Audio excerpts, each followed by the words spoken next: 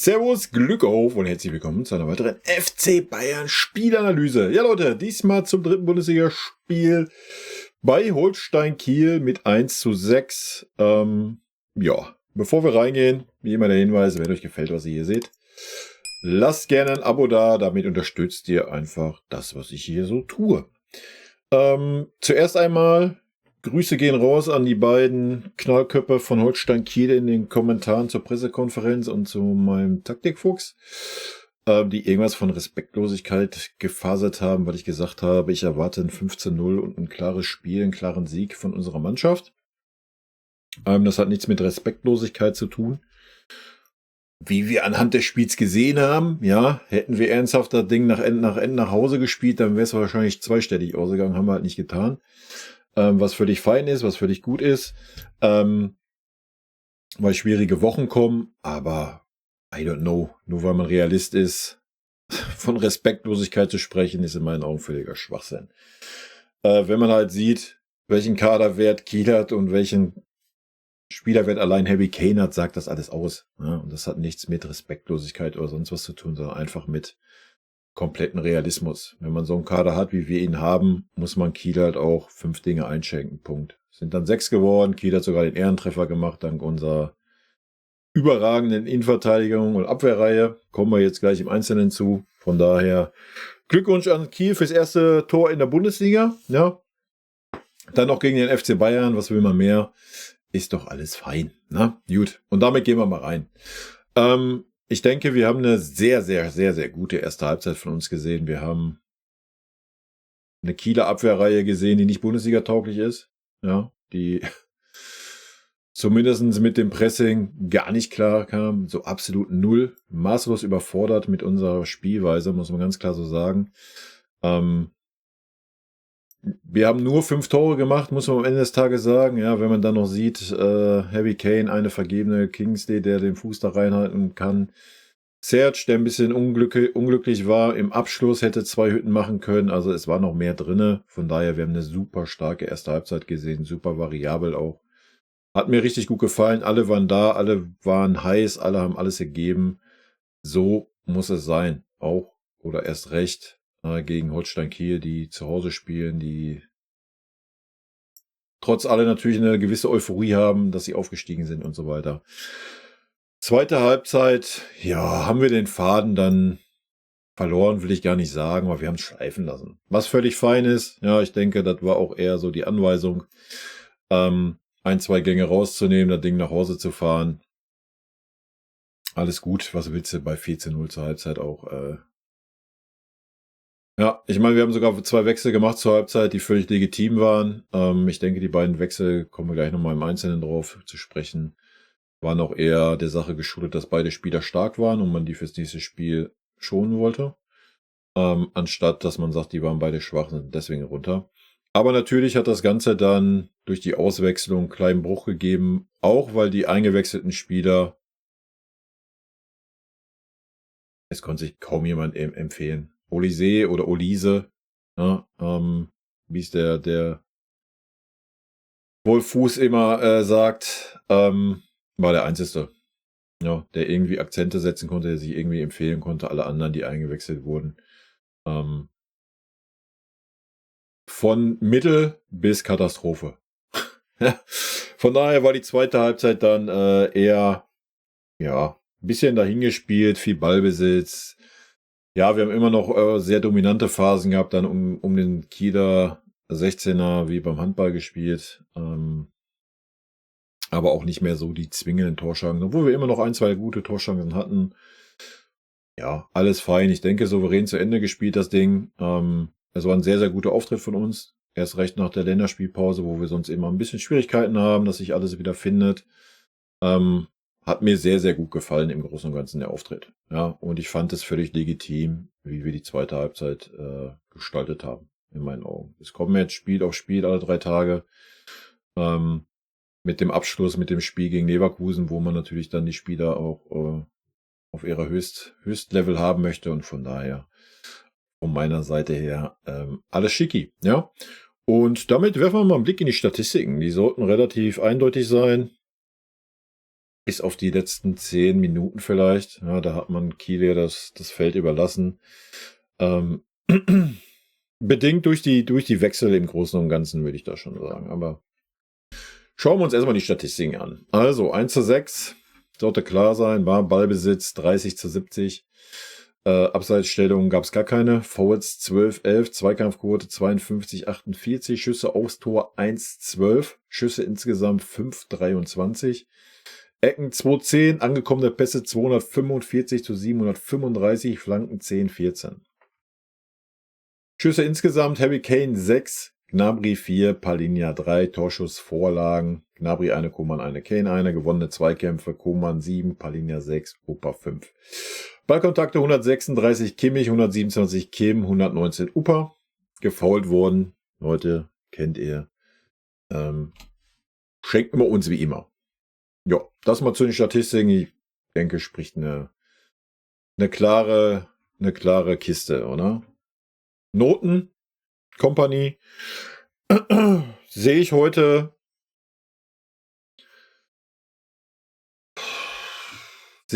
bei einer 3+. Es war ja ein bisschen da, ich soll mal ein bisschen mehr differenzieren, ein klein bisschen mehr so Plus-Minus nutzen und von daher sehe ich ihn bei einer 3+. Warum nur eine 3+ und keine 2? Weil mir ein Kingsley Coman viel zu lange auf dem Feld war. Kingsley Coman war super schwach. Ja, dem ist gar nichts gelungen. Oder er war bemüht, ja, na klar, aber er konnte keinerlei Akzente setzen, gar nichts. Ja, die Wechsel in der Halbzeitpause fand ich sehr, sehr gut. Wir haben so einen breiten Kader, wie gesagt, ihr wisst das, habe ich schon letzte Saison erzählt, ich bin ein großer Freund davon, wenn man so einen starken Kader hat, dass man zur Halbzeit auch wechselt. Aber ein King hätte auch rausgehört, in meinen Augen. Ja, ansonsten gehe ich voll mit den Wechseln. Über den einen oder anderen kann man mit Sicherheit diskutieren. Ja, taktisch denke ich, haben wir es sehr gut gemacht. Ja, auch wieder mit der Kimmich Rechtsverteidiger, defensiver Mittelfeldposition, doppelgemoppelt Geschichte, hat Kimmich sehr, sehr gut gespielt in der ersten Halbzeit, war sehr gut, hat mir gut gefallen, habe nur einen Rückfall in alte Gewohnheiten bei Kimmich gesehen mit so einer Geschichte, aber da kommen wir gleich zu, wenn wir Kimmich sind. Also, machen wir erstmal Vincent Kompany, für mich eine 3+. Ja, trage ich auch direkt ein hier, damit ich das nicht vergesse. Ihr wisst, am Ende der Saison oder zur Winterpause dann, ne, gucken wir uns den ganzen Bums an. Gut. Weiter geht's mit Neuer. Wir haben es gesehen, was war's? Ein Torschuss. Fairerweise muss man sagen, dass da noch ein Lattenschuss bei war und einer, der so an den Pfosten oder auf die Latte gefallen war. Den können wir mal weglassen. Ein, zwei Mal war es schon sehr risky wieder von Neuer, aber das ist ein neuer Spiel aktuell. Warum er bei dem Ball, der an die Latte gegangen ist, den Arm zurückgezogen hat, nicht reagiert hat, weiß ich nicht. Dafür war er mir zu sehr an der Latte, ja, und nicht nur oben an der Kante.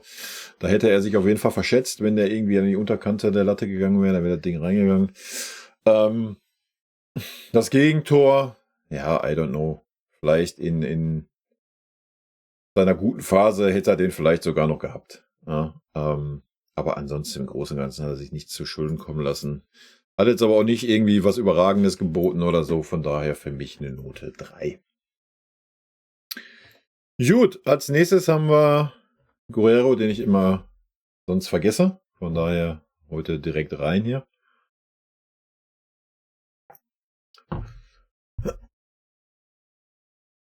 Sorry Leute, ich werde schon wieder irgendwie ein bisschen kränklich hier. Die Mara-Schuh, die hat mich mal wieder angesteckt.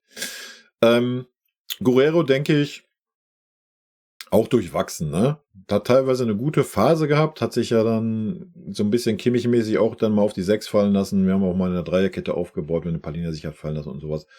Das super variable Spiel hat sehr gut geklappt. Hatte vielleicht ein bisschen das Pech, dass King nicht so konnte, wie er wollte über die Seite und wir dann sehr viel über die rechte Seite das Spiel gestaltet haben in der ersten Halbzeit. Aber im Großen und Ganzen habe ich jetzt nichts super Schlechtes von ihm gesehen. Fairerweise jetzt aber auch nichts, was super gut war. Er hatte eine gute 20 Minuten, wo er viel am Ball war, wo er sehr auffällig war. Aber ansonsten hast du ihn teilweise auch gar nicht wahrgenommen. Und von daher Ja, bleibt mir da eine glatte 3. Mit kein Minus, kein Plus. Ja. Gut. Als nächstes haben wir Upa. Upa war für mich lange Zeit Note 2. Ja, dann kamen die letzten 10 Minuten, dann haben wir das Gegentor kassiert. Weiß ich nicht, ob wir Upa da mit reinnehmen in die Verlosung. Er war halt nicht auf der Position des Innenverteidigers. Er war gar nicht da. Ja. Kam gar nicht schnell genug nach hinten. Dann bei dem Lattentreffer, bei der Chance, sah auch ein Upa vorher nicht gut aus. Ansonsten hat er aber wirklich auch 3, 4 sehr starke Szenen gehabt, gut nach vorne verteidigt, war auch der ruhigere Pol da hinten in der Abwehr. Von daher, er war nicht direkt am Gegentor beteiligt. Ja, sehe ich ihn bei einer 2-. Sonst hat er mir gut gefallen. Ja, hat auch 1, 2 sehr, sehr gute Bälle, öffnende Bälle gespielt. War immer anspielbar. Wie gesagt, war ein bisschen der ruhige Pol da hinten. Min-Jae war sehr, sehr wild, aber da machen wir jetzt den fliegenden Wechsel zu. Also, ich versuche es mal ein bisschen aufzudröseln bei Min-Jae. Erste Halbzeit habe ich mir gedacht, Katastrophe. Die ersten 3 Zweikämpfe hat er nicht eingewonnen. Er konnte sich zweimal nur mit dem Foul behelfen, beim dritten Mal war der Spieler weg. Er hat einen Zweikampf irgendwie gewonnen in der 40. Minute, wo er Kopfballduell gewonnen hat und den Ball ins Ausgeköpft hat. Zweite Halbzeit dachte ich mir dann, oh, ja, Min-Jae ist jetzt besser im Spiel, ja, läuft besser. Und dann ging es wieder dahin. Ja, also sah bei den Chancen der Kieler katastrophal aus. Ja, super, nach dem Gegentor war er wieder super fickrig, super,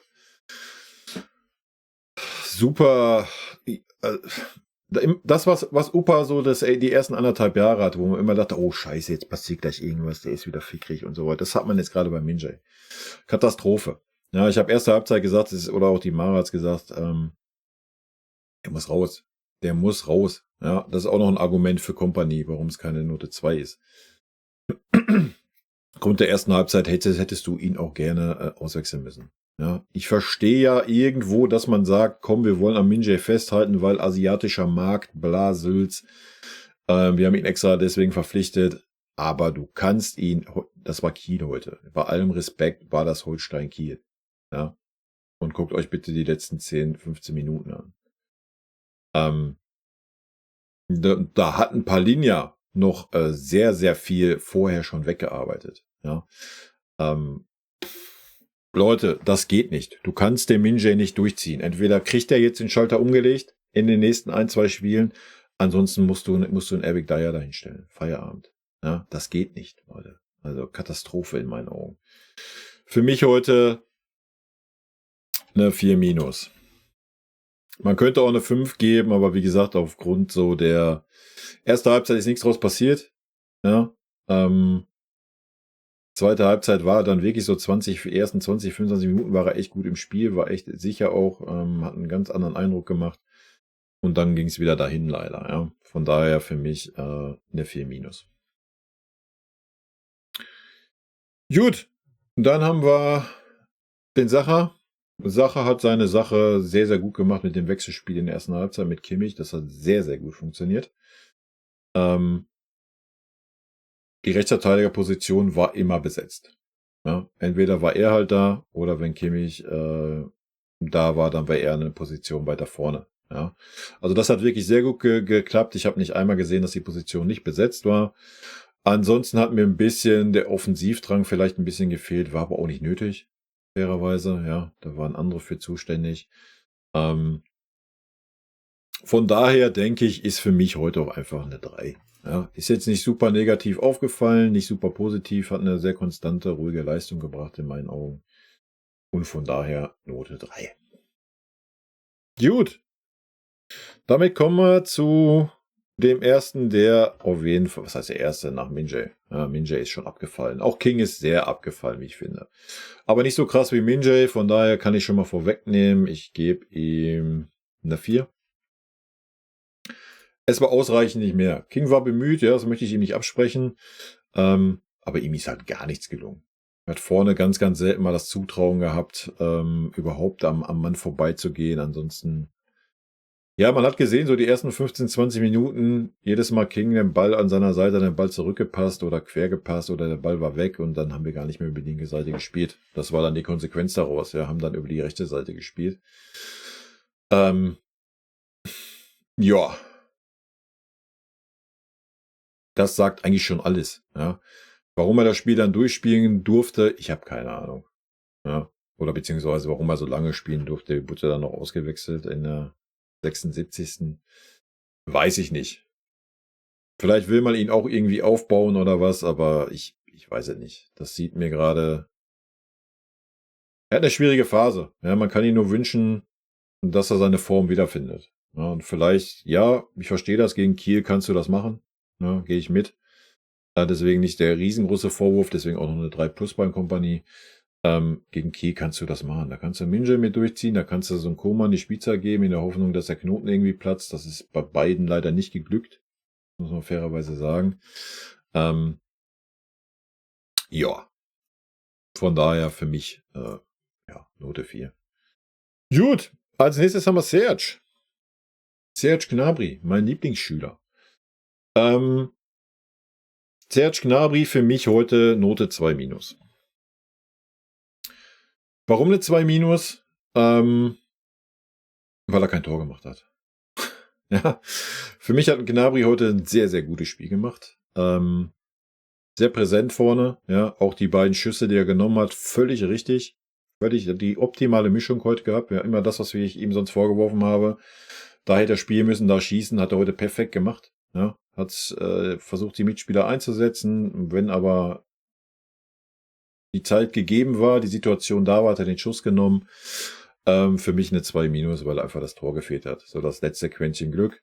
Ansonsten war er saustark. Ich erinnere mich an eine Szene, erste Halbzeit mit dem Sprint,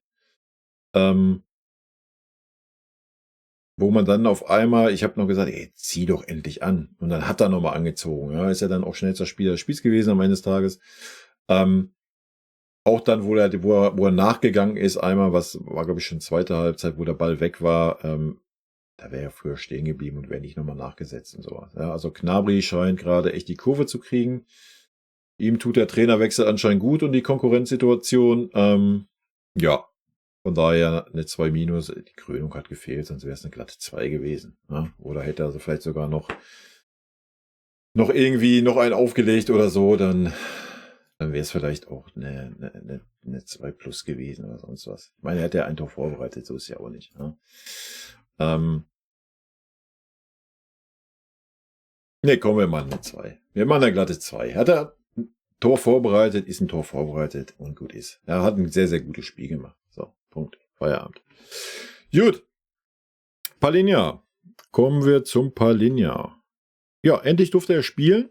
Hat mich ein bisschen überrascht, dass ein Pavlo dann draußen war.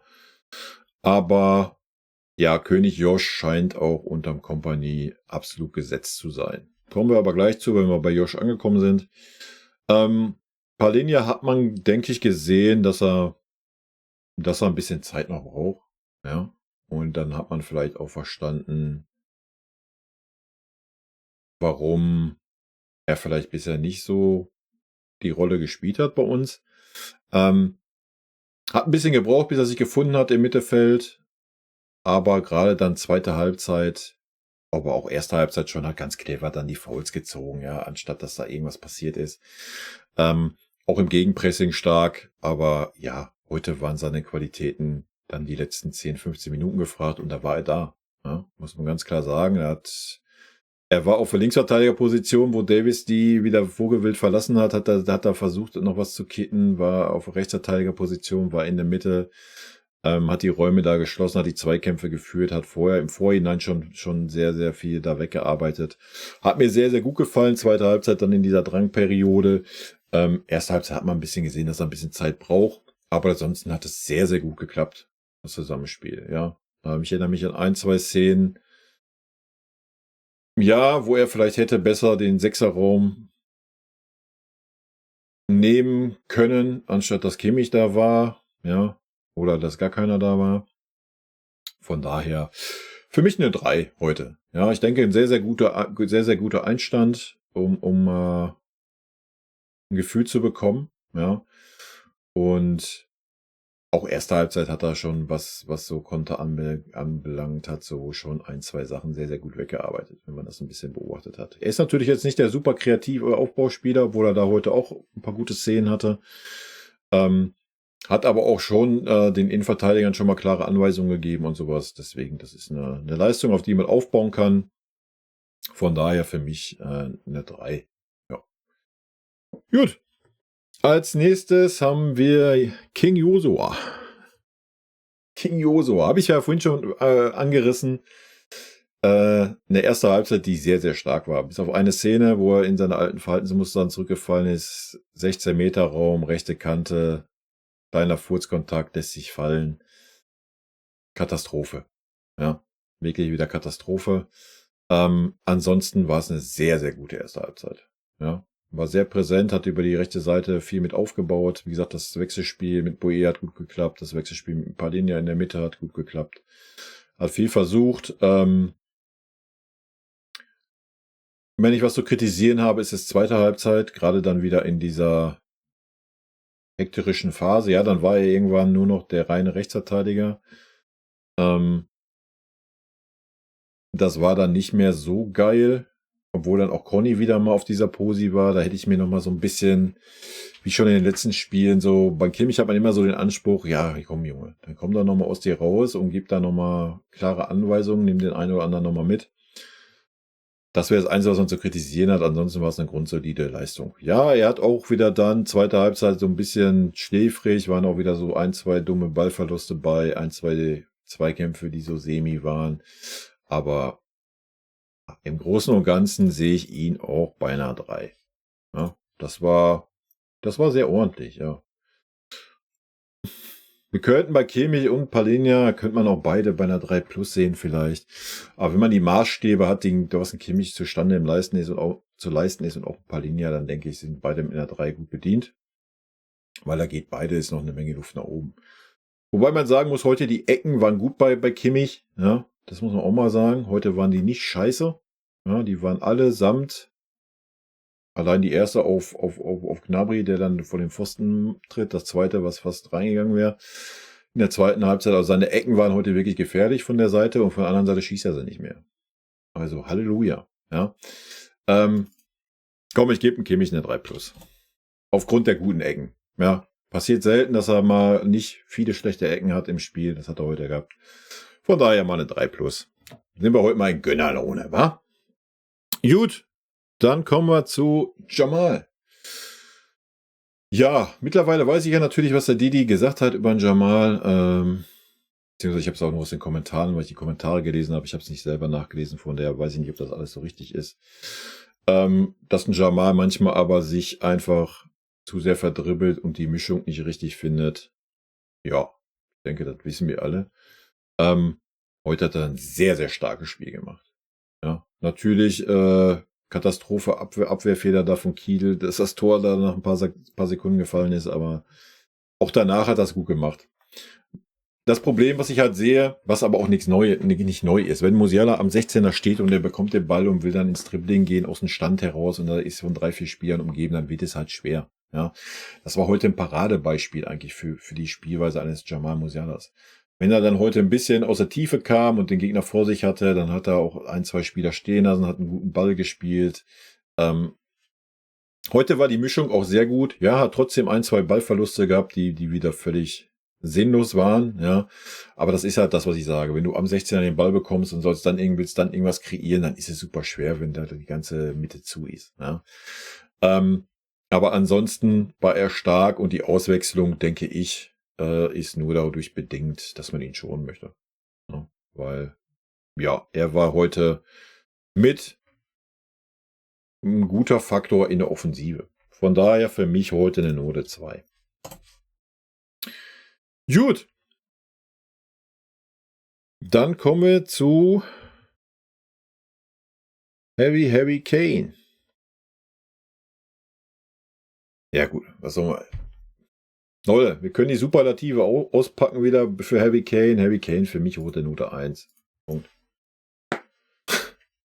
Was willst du anderes sagen? Was willst du anderes sagen zu 3 Toren? Aber auch mal abgesehen von den Toren. Ne? Wie er sich ein Spielmacher mal in die andere Mittellinie, wo er den Angriff einleitet. Also es war einfach wieder krank zu sehen heute, wie stark dieser Mann ist. Ja? Und das als Mittelstürmer. Einfach. Es gibt keine Worte mehr für ihn. Ne? Und ich finde es schön, dass er den ganzen Spacken weiterhin Lügen straft. Auch ein Didi Hamann, der gesagt hat, der Harry Kane wird nicht nochmal 20, 30 Tore schießen. Und ich garantiere euch, Harry Kane wird wieder 40 plus Tore schießen. Habe ich schon vor der Saison gesagt. Das ist einfach eine Maschine heute. Und wenn die Maschine noch besser ins Rollen kommt und noch besser eingebunden wird, was hier schon viel, viel besser ist jetzt, ja, in den paar Spielen, als wie es letzte Saison war. Heute macht Harry Kane immer seine 40 Hütten in der Saison. Ja. Wir haben, 60 plus Spiele, dann macht er auch 40 Hütten. Ja, da brauchen wir uns alle nichts vormachen. Ja. Also von meiner Seite eine ganz, ganz klare 1. Gut. Kommen wir zu den Einwechselspielern. Angefangen mit Olise oder Ulisse. I don't know. Schreibt's mir. Wir klären das morgen im Stream. Montag 18 Uhr im Stream klären wir das. Da sind der eine oder andere, der ein bisschen Französisch kann mich ja mal aufklären. Ja. Das Tor. Ich habe es gesagt zu Mara, ihm ist das gelungen, was genau nicht gelungen ist. Ja, einfach der erste Schuss, zack, drin, Tor. War sonst der einzigste von den Einwechselspielern, der positiv aufgefallen ist. No. War der Bock hatte, erst über die rechte Seite, dann über die linke Seite. Über die linke Seite hat er sich ein bisschen schwieriger getan, aber war der einzige, der Bock hatte, der Zug hatte, der wollte. Hat mir sehr, sehr gut gefallen. Und hat das Tor gemacht, ja. Wenn man damit denkt, dass wir nicht mehr diesen Drang hatten nach vorne, nicht mehr diesen Spirit, diesen unbedingten Willen, wie wir es erste Halbzeit hatten, muss man das vielleicht sogar noch einen Tacken höher anrechnen, wie als wäre er in der ersten Halbzeit mit auf dem Feld gestanden. Ja, von daher, wenn ich das mal kurz ins Verhältnis setze mit dem Gnabry und so weiter, gebe ich ihm eine 2-. Ja. Er hat die Butze gemacht und wie gesagt, ich denke, er war der Einzige, der groß positiv aufgefallen ist in der zweiten Halbzeit. Weil da kommen wir schon direkt zum passenden Gegenbeispiel. Was ist Thomas Müller? Thomas Müller war eine Katastrophe heute. Eine absolute Katastrophe. Einfluss, den er aufs Spiel hatte, war 0. Ich glaube, es ist nicht ein Ball beim Mitspieler angekommen. Er hat nicht einen Zweikampf gewonnen. Es war eine absolute Katastrophe. Es war ein gebrauchter Tag. Ja, er hat jetzt nichts kaputt gemacht oder sowas, irgendwas Negatives eingeleitet. Von daher für mich ein ausreichend Note 4. Aber auch nicht mehr. Ja. Muss man mal ganz klar sagen. Hat seine Chance auf jeden Fall nicht genutzt, da irgendwie was zu rechtfertigen, dass er auch nur ansatzweise ein Ersatz für einen Jamal Musiala wäre. Leider. Ja, vorher die Spiele war es anders. Dieses Mal war es leider gar nichts. Vielleicht zu viel gefeiert. Na, kann ja sein. In seinem Alter, dann stehe ich das schon mal. Wiegt das nochmal 1, 2 Tage nach, wa? Wer weiß. Gut, dann kommen wir zum nächsten. Wo ich am Anfang dachte, also erstmal Fonzie Davies. Ich dachte mir, so die ersten Minuten drauf war, den Schuss aufs Tor, da muss er machen, ja, war freie Bahn. Dies war dann auch der Abpraller, den Olise dann reingemacht hat. Dachte ich mir, ja, musste seine Antipathie mal hinten anstellen. Heute ist ja eine befriedigende Leistung. Hat danach auch nochmal eine gute Aktion gehabt. Und dann war es das wieder. Dann ging es völlig dahin. Beim Gegentor ein Abwehrverhalten wie ein E-Jugendlicher. Ja. Wie oft die linke Verteidigerposition einfach brach lag und Palhinha da aushelfen musste. Ballverluste, Ballannahme, die Katastrophe waren. Die Mara hat zu mir gesagt, was will Real Madrid mit diesem Spieler? Ja, ich weiß nicht, das ist auch ein riesen Minuspunkt für mich, warum man Fonzie Davies eingewechselt hat. Sorry. Für mich, ja, da ich bei Min-Jae Kim eine 4- gegeben habe, gebe ich bei Fonzie Davies auch eine 4-. Ja, der eine oder andere wird es wahrscheinlich beide als 5 werden. Alles fein, könnt ihr tun. Meine Meinung. Also ich brauche einen Davis nicht mehr bei uns sehen. Ich versuche natürlich nur die sportliche Sache zu bewerten. Menschlich ist das für mich eine 6, ungenügend. Ja, also wer ein Jahr vor Vertragsende schon feststeht, dass man mit Real Madrid einig ist und den FC Bayern da auf eine Messer laufen lässt, um sich selber ein Handgeld einzustecken und nicht dem Verein eine Ablöse zu gönnen. Die Art Spieler brauche ich bei uns nicht. Sorry. Gut, aber das versuche ich natürlich rauszublenden, ja. Sportlich war es heute das, was ich gesagt habe aus meiner Sicht. Gut. Dann haben wir noch Conny Leimer. Conny Leimer. Ich muss ihn eben umschalten hier. Conny leider auch. Katastrophe. Ein Schatten seiner selbst. Können wir voll in dieselbe Note gehen. Hier sehe ich auf einer Stufe mit dem Kim und mit dem Davis. Von daher gibt es da auch eine 4-. Da gibt es gar nichts zu beschönigen. Ja. Also Ballverlust an Ballverlust. Nicht wirklich mal in den Zweikampf reingekommen. Auch auf der Rechtsverteidiger-Posi dann Katastrophe. Also, das war gar nichts von Conny. Tat mir sehr leid für ihn. Ja, ich mag ihn vom Typen her, aber nee, ist nicht sein Moment, war auch schon nicht seine EM in meinen Augen. Keine Ahnung, auch da kannst du nur hoffen, dass er irgendwie die Kurve kriegt, aber das war heute leider gar nichts. Wer war bemüht, wie immer, also möchte ich ihm ja gar nicht absprechen. Aber es ist ihm einfach gar nichts gelungen. Ja. Leider. Gut, dann kommen wir zum letzten Einwechselspieler. Ja, wo wir eine Note halt nur aufgrund der 20 Minuten geben können, aber Mathys Tell.